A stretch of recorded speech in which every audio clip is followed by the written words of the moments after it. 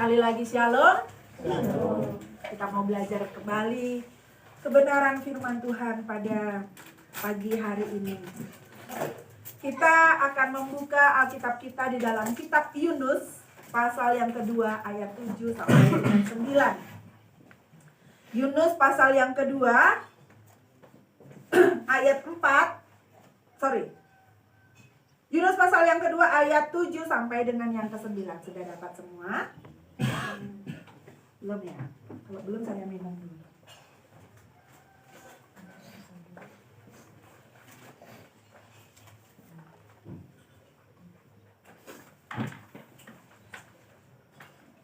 Yunus itu ada di perjanjian lama. Membawa Alkitab ya. Sudah dapat semua?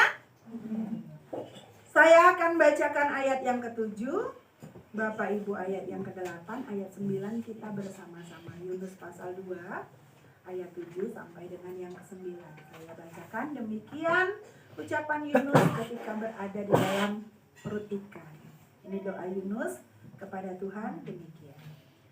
Ketika jiwaku letih lesu di dalam aku, teringatlah aku kepada Tuhan.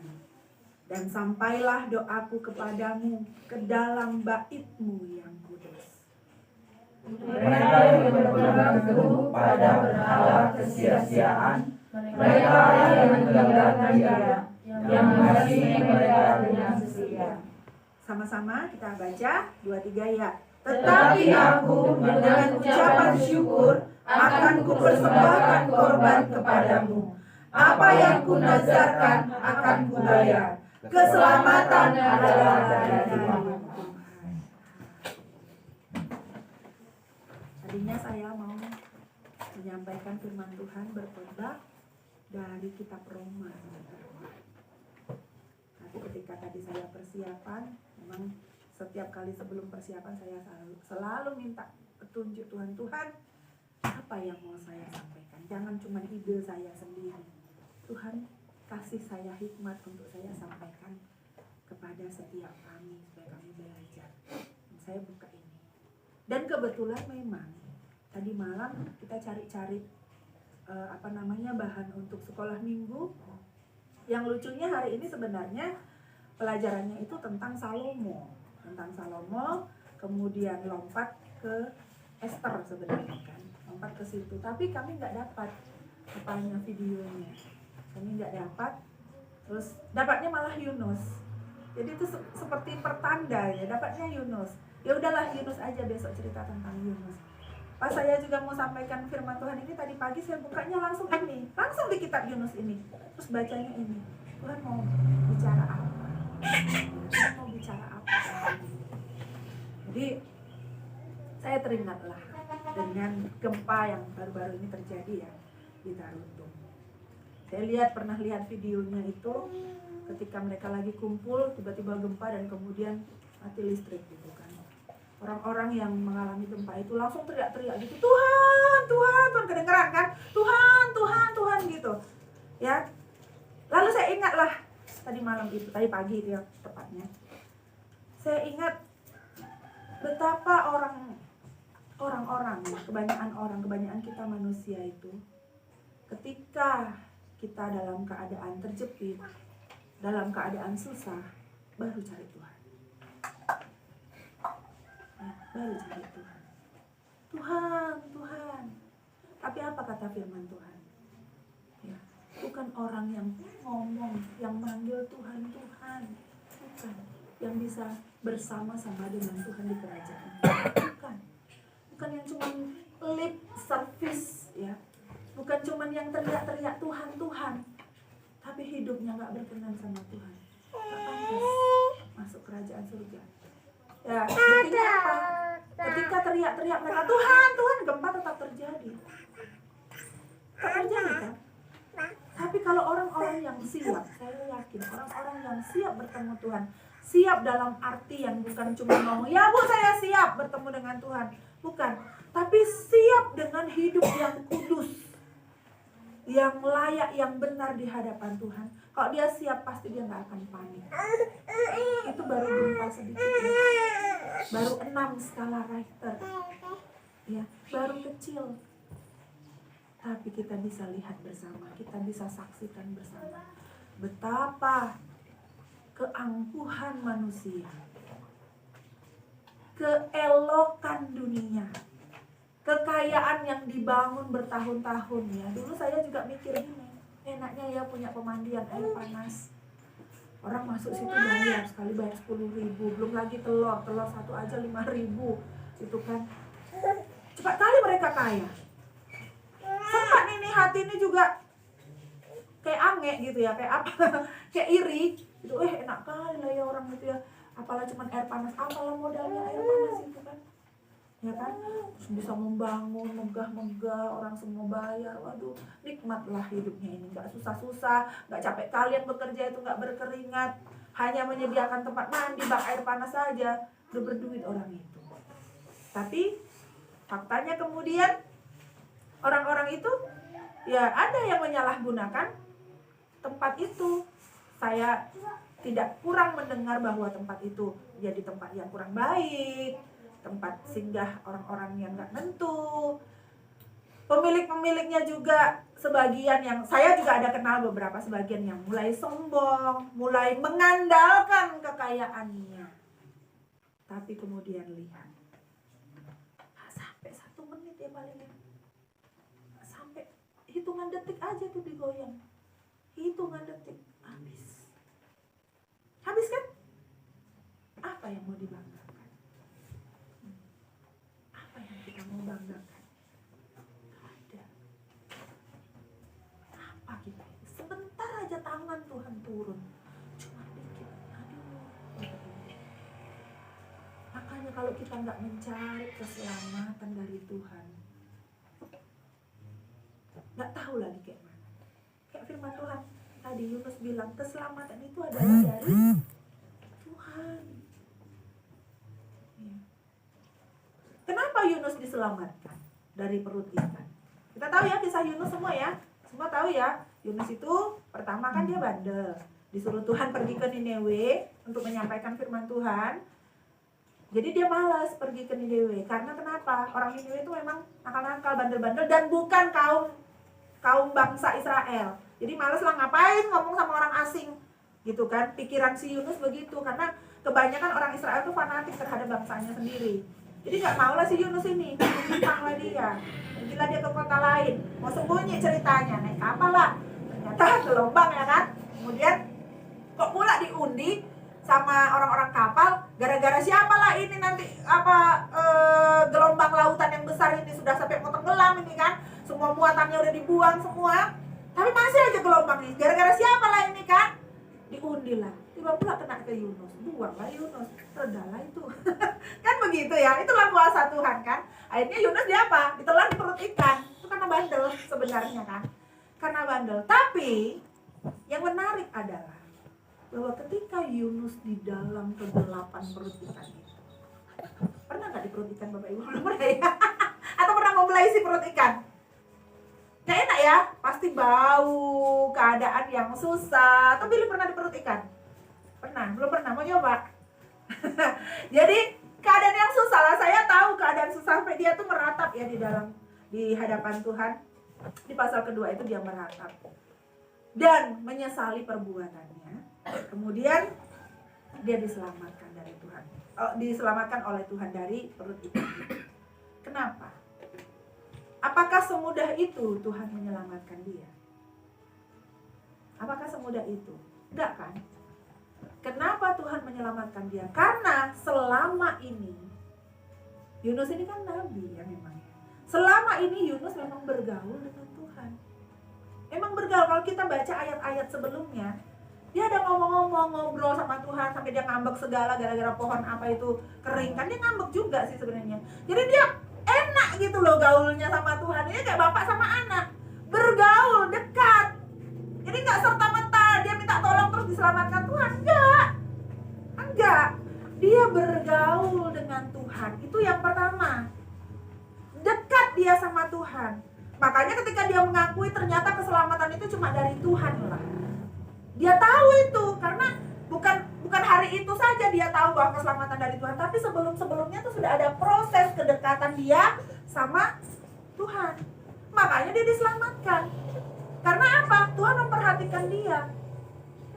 Hukuman yang dari Tuhan itu pun sekedar kayak apa ya? Kayak ya kau bandel sih gitu ya. Jadi enak gitu loh. Merasakan hukuman, merasakan penderitaan pun dia nggak yang susah kali, nggak yang stres kali. Dia tahu bahwa ada maksud Tuhan, ada rencana Tuhan dalam hidupnya yang dia harus selesaikan. Makanya dia sadar sama kesalahannya. Ya. Jadi nggak serta-merta hari itu aja, pada saat susah aja cari Tuhan. Ya, Bapak Ibu. Jadi kalau kita nggak betul-betul bergaul sama Tuhan,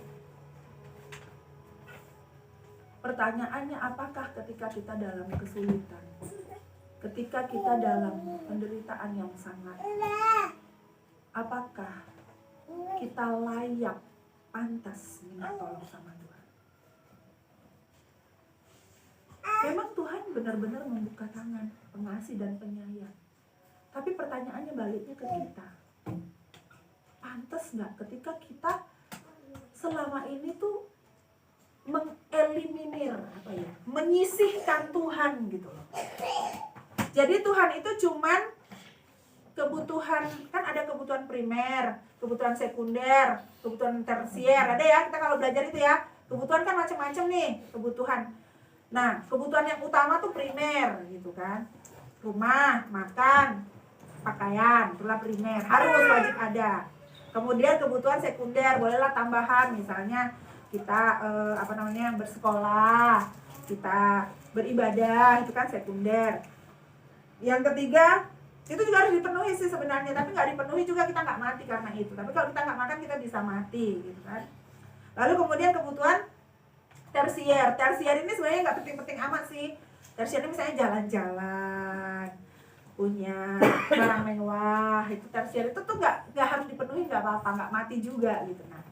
Nah sekarang Tuhan ini di dalam hidup kita sering kali hanya menjadi kebutuhan tersier nih. Asal ada, ya, asal ada. Begitu kita butuh, baru kita cari Tuhan. Kalau kita rasa nggak butuh, bisa sendiri, bisa aman, ya udah, kita nggak bergaul sama Tuhan, nggak peduli sama Tuhan, nggak datang kepada Tuhan, tidak menghormati Tuhan. Nah, ini nih persoalan. Ya. Kira-kira kalau dibalik, kalau kita yang jadi Tuhan, kita yang jadi Tuhan nih. Gak usah aduh kita jadi Tuhan, jadi Bapak. So, anak kita tuh gak pernah menghormati kita. Disuruh apa-apa gak taat, ya, ngomong pun gak mau. Asal diajak ngomong, bicara, buang muka. Makan misalnya bersama-sama di meja makan, tapi dia cuek dengan urusannya sendiri, heboh dengan sibuk sendiri. Terus tiba-tiba dia butuh, Pak, bayar sekolah. Pak, perlu beli ini. Pak, mau bayar utang, nggak punya duit mau bayar utang. Kita jadi bapak kayak mana rasanya? Ya kan? Pertanyaannya apakah Tuhan menjawab doa kita? Bisa jadi dia menjawab, bisa jadi tidak. Itu hak Tuhan. Nggak boleh kita paksa. Ya kan? Persoalannya kita pantas enggak? Kita layak enggak? Kita tahu diri enggak di hadapan Tuhan ini?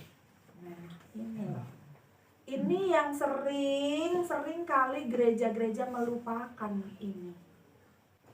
Jarang ada hamba Tuhan, pendeta yang mengatakan ini. Jarang. Selalu dikatakan Tuhan itu baik, Tuhan menjawab doamu, Tuhan pasti memberkatimu, kan begitu, ya kan? Sekarang saya tanya, pantas gak kita ini diberkati? Pantas gak kita ini menerima pertolongan Tuhan? Pantas gak? Saya sekarang udah mulai mikir-mikir kalau berdoa itu. Saya gak berani minta macam-macam. Saya sudah mulai mikir, ya. Gak berani saya minta macam-macam. Kadang-kadang saya mikir, kayak yang hari Sabtu itu saya cuma berdoa begini, Tuhan, cuman saya minta Tuhan tuh tahu aja kalau saya itu mengasihi Tuhan. Dan itu dibuktikan dari sikap saya, itu dibuktikan dari hidup saya. Cuma itu aja saya minta. Ya. Karena kalau Tuhan nggak tahu, gua gawat. Ya. Tuhan nggak tahu tuh artinya apa? Saya mengerjakan segala sesuatu itu cuma hanya demi saya sendiri. Gitu loh, Ibu. Cuma demi merasa hebat, demi merasa diakui, demi merasa dihormati. Nah ini bahaya nih. Ya, itu jangan sampai gitu loh. Saya jangan sampai apa ya? Mungkin orang nggak tahu perasaannya saya baik-baik saja, bagus, orang baik gitu kan. Tapi nggak tahu kan di dalam hati saya ini. Semalam kita cerita ya Kak ya. Banyak orang nggak tahu. Bisa jadi nggak tahu bahwa di dalam hati saya itu masih sebel sama orang, masih kadang lelah gitu ya, lelah dengan macem-macem. Misalnya contohnya pelayan, ngapainlah pelayanan kayak gini, habis-habisan. Kadang pun Bapak Ibu ya terus terang ya, kalau Bapak Ibu terus jadi apa saya bilang memble di hadapan Tuhan. Memble itu apa ya? Lemah gitu ya, lemah iman gitu ya. Nanti saya dengar kita udah bersama-sama di gereja ini belajar kebenaran, tapi kemudian saya dengar lagi Bapak Ibu melakukan hal-hal yang Tuhan tidak suka. Itu kadang saya terus terang lelah. Ya, sebagai manusia kadang saya sebel, ngapain saya pelayan, ngapain saya buka gereja. Dalam hati tuh kayak gitu, pas Gumai gitu kan. Kadang-kadang itu, tapi kan itu nggak berkenan di hadapan Tuhan. Nggak pantas saya bilang kayak gitu. Ini jemaat Tuhan, pekerjaan Tuhan. Kan begitu, ngapain saya pusing dengan itu, ngapain saya sakit hati dengan itu. Ya udahlah, paling ya udah ya Tuhan, ini punya Tuhan, jemaat milik Tuhan ya. Saya nggak pernah boleh mengakui ini jemaatku, ini gerejaku. Tidak pernah saya boleh mengakui itu, nggak pernah, nggak boleh ya. Nanti juga ada kesombongan kalau ada jemaat-jemaat yang keren gitu ya. Wah, jemaat yang satu ini kali ya, luar biasa kali melakukan kehendak Tuhan. Kita dengar juga gitu kan, hebat, dia baik sekali memikirkan pekerjaan Tuhan. Nanti ini ada nih kesombongan di sini. Oh, ini pasti gara-gara aku menyampaikan firman Tuhannya bagus, aku menyampaikan khotbahnya bagus. Kan kalian nggak tahu kan?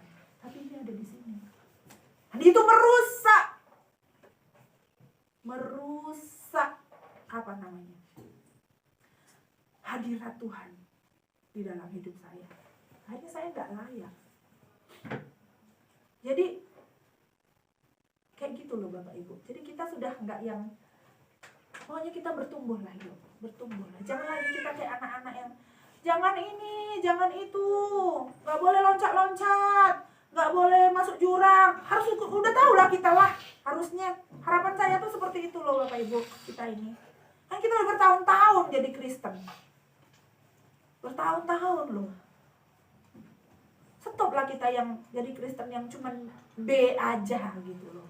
Biasa saja. B aja tuh bahasanya belief. B aja, biasa aja.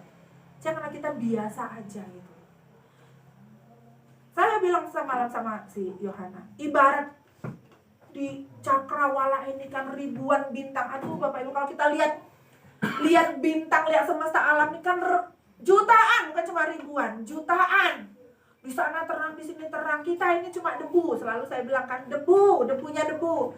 Tapi kalau kita itu hatinya lekat sama Tuhan, rindu benar-benar sama Tuhan, rindu hidup benar, hidup kudus, hidup suci, debu ini bersinar loh Bapak Ibu. Artinya apa? Tuhan memperhatikan, melihat. Tuhan lihat, ini kok ada satu debu ini bersinar ya di Huta Gaul ini. Siapa ini? Rupanya si Gary. Anak ini luar biasa. Kan begitu. Dilihat, pasti diperhatikan sama Tuhan. Orang-orang yang sungguh mencari Tuhan pasti diperhatikan. Nah, kalau diperhatikan Bapak Ibu kekasih Tuhan, kalau diperhatikan sama Tuhan, betapa enaknya kita ini, betapa enaknya. Apa kebutuhan apa yang nggak bisa dicukupi sama Tuhan? Kebutuhan apa? Saya tanya dulu. Tuhan itu maha kaya. Kalau ibarat gudang simpanan gitu ya, itu simpanannya Tuhan, itu kekayaan nggak terhitung lagi. Gudangnya besar sekali, triliunan, nggak terhitung lagi, bukan triliunan lagi, udah lebih dari itu. Gudangnya Tuhan. Kalau gudang itu diisi kekayaan Tuhan itu luar biasa. Jangan ragukan itu, Bapak Ibu. Jangan ragukan. Apa kebutuhan kita cuma pembayaran sekolah? Kebutuhan kita cuma untuk makan? Itu gampang loh dipenuhi Tuhan. Tapi balik pertanyaan, pantas nggak kita dipercayai oleh berkat Tuhan yang besar itu? Pantas nggak?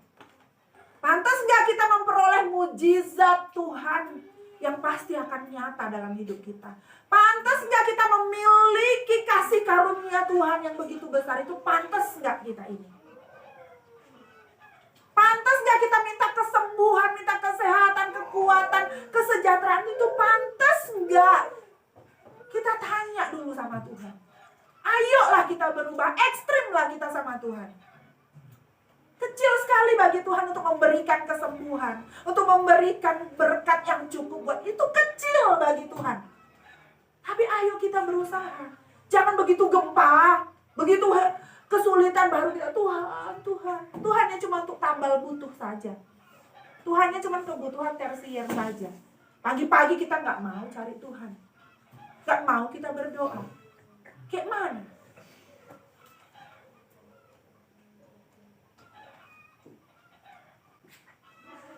Ya, kayak mana? Tapi jangan salahkan Tuhan kalau hidup kita gini-gini aja. Kok gini-gini aja Tuhan, kalau aku berdoa kok kayaknya nggak dijawab. Waduh. Tuhan itu sekali lagi Ibu berkenan ditemui. Tuhan berkenan ditemui. Berkenan, Dia mau kita temui. Ayolah kita cari Dia. Karena keselamatan itu asalnya dari Tuhan, bukan dari yang lain. Ya, dunia itu nggak ada apa-apanya. Kenikmatan dunia itu mungkin bisa kita nikmati, tapi sebentar, habis itu kita sedih lagi. Habis itu kita susah lagi. Bukan abadi, berkatnya nggak abadi, Bapak Ibu. Jadi kalau kita nggak rindu, betul-betul nggak ingin bertemu Tuhan, itu sama lah kayak ayat 8 itu. Ayat 8 kita baca, mereka yang berpegang teguh pada berhala kesia-siaan. Berhala itu bukan cuma patung ya Bapak Ibu. Bukan cuma patung yang disembah-sembah, itu bukan cuma itu berhala. Berhala itu adalah segala sesuatu yang memisahkan kita dari Tuhan.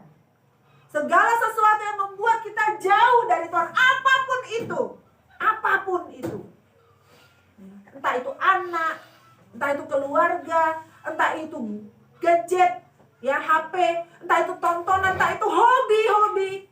Semua hal yang menjauhkan kita dari Tuhan itu namanya berhala. Itu berhala kesia-siaan Bapak Ibu. Dan merekalah yang meninggalkan Dia, meninggalkan Tuhan, yang sebenarnya mengasihi kita dengan luar biasa. Tidak ada kasih yang seperti kasih Tuhan kepada kita. Tidak ada.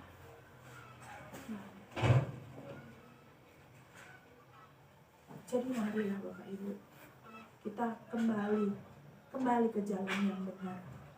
Kembali lagi kita lurus. Gak ada alasan, gak ada, makanya selalu saya ucapkan di doa, gak ada alasan Tuhan kami tidak mencari Tuhan. Tidak ada alasan untuk kami tidak dekat kepada Tuhan. Gak ada alasan. Gak ada alasan. Karena kalau kita mengutamakan kesia-siaan ini tadi, lebih mengutamakan berhala-berhala kita yang bentuknya macam-macam ini, ya, berhala-berhala masa kini, kalau kita lebih mengutamakan itu Bapak Ibu, itulah yang dibilang Tuhan itu perzinahan rohani. Kita selingkuh dari Tuhan. Perzinahan rohani, dan itu Tuhan tidak suka. Itu loh. Kita berzina. Kita ini kekasih Tuhan, tapi kita mengasihi yang lain. Ya, Tuhan tidak suka. Ayolah kita kembali, kita lurus lagi di hadapan Tuhan ya. Karena memang Tuhan mau cuman itu. Kasihilah Tuhan Allahmu.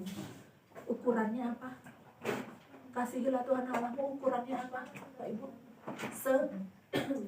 Ukurannya apa? Apa Pak? Segenap. Segenap itu tak ada yang disisakan. Susah memang, berat memang. Kayak kejam ya. Kayak kejam. Gereja ini kayaknya kejam. Ikut Tuhan itu kejam. Oh Bapak Ibu, kita belum sampai salib loh Bapak Ibu. Belum sampai dipaku tangan kita, belum sampai ditusuk, belum sampai diludahi kita. harganya. Itu harganya.